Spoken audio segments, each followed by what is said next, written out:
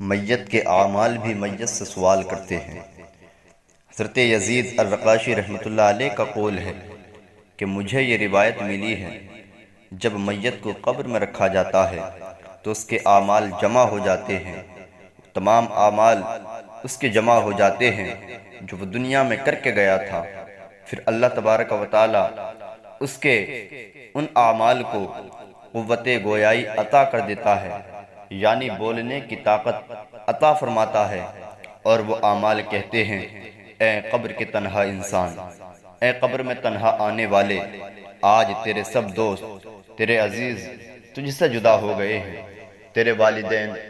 تجھ سے جدا ہو گئے، تیرے یار تجھ سے جدا ہو گئے، تیرے وہ تمام دوست جو رات و دن تیرے ساتھ رہا کرتے تھے، جو کہتے تھے کہ ہم ہمیشہ تیرے ساتھ ہیں، آج وہ بھی تجھ کو تنہا چھوڑ کر کے چلے گئے ہیں۔ آج تو یہاں پر صرف تنہا ہے، اور آج ہمارے سوا تیرا اور کوئی ساتھی نہیں ہوگا۔ حضرت کعب رضی اللہ عنہ سے مروی ہے کہ جب نیک آدمی کو قبر میں رکھا جاتا ہے تو اسے کوئی پرواہ نہیں ہوتی ہے، اسے کوئی غم نہیں ہوتا ہے، اس لیے کہ جب نیک آدمی کو قبر میں رکھا جاتا ہے تو اس کے اعمال صالحہ، نماز، روزہ، حج، جہاد اور صدقہ وغیرہ جو دنیا میں کر کے گیا تھا، تمام کے تمام اس کے پاس جمع ہو جاتے ہیں۔ جب جمع ہو جاتے ہیں اور جیسے ہی عذاب کے فرشتے آتے ہیں، عذاب کے فرشتے اس کے پیروں کی طرف سے آتے ہیں۔ حضرات محترم، جیسے ہی عذاب کے فرشتے اس انسان کے پیروں کی طرف سے آنا چاہتے ہیں، پیروں کی طرف سے آنا شروع کرتے ہیں، نماز آڑے آ جاتی ہے، نماز چلی جاتی ہے اس کی جانب، نماز جا کر کے کہتی ہے: اے عذاب کے فرشتوں، تمہارا یہاں پر کوئی کام نہیں ہے، تم اس سے دور ہو جاؤ، اس لیے کہ یہ ان پیروں پر کھڑا ہو کر کے اللہ تبارک و تعالیٰ کی لمبی لمبی عبادت کرتا تھا، تو آج بھلا تمہیں کیا اجازت ہے کہ اس کے پیروں کی طرف سے آؤ گے؟ پھر وہ فرشتے سر کی طرف سے آتے ہیں تو روزہ کہتا ہے کہ جاؤ، یہاں سے چلے جاؤ، تمہارے لیے اس کی طرف کوئی راستہ نہیں ہے۔ بھلا کیوں ہو راستہ؟ اس لیے کہ یہ دنیا میں اللہ تبارک و تعالیٰ کی خوشنودی کے لیے، اللہ تبارک و تعالیٰ کی رضا حاصل کرنے کے لیے اس نے بہت روزے رکھے ہیں اور لمبی بھوک پیاس برداشت کی ہے۔ فرشتے اس کے جسم کے دوسروں حصے کی طرف سے آتے ہیں تو حج اور جہاد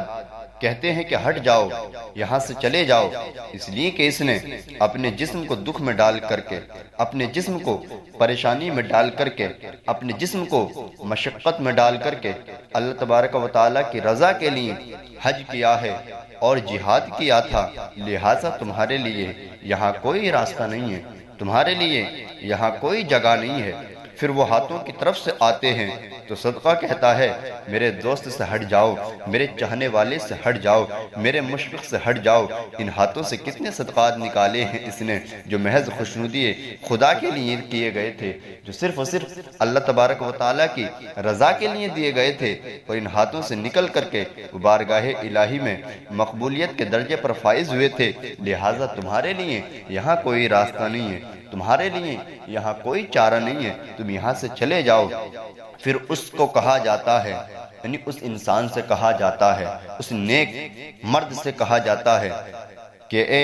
انسان، تیری زندگی اور تیری موت دونوں تیرے لیے بہترین ہیں، اور رحمت کے فرشتے اس کی قبر میں جنت کا فرش بچھاتے ہیں، رحمت کے فرشتے اس کی قبر میں جنت کا فرش بچھاتے ہیں، اس کے لیے جنتی لباس لاتے ہیں، اس کے لیے جنتی خوشبوئیں لاتے ہیں، اس کے لیے جنتی میوائیں لاتے ہیں، حتیٰ کہ حضرات محترم اس کی قبر کو فراخ کر دیا جاتا ہے، اس کی قبر کو اتنا کشادہ کر دیا جاتا ہے، اتنا طویل کر دیا جاتا ہے کہ جہاں تک بھی اس انسان کی نگاہ پہنچتی ہے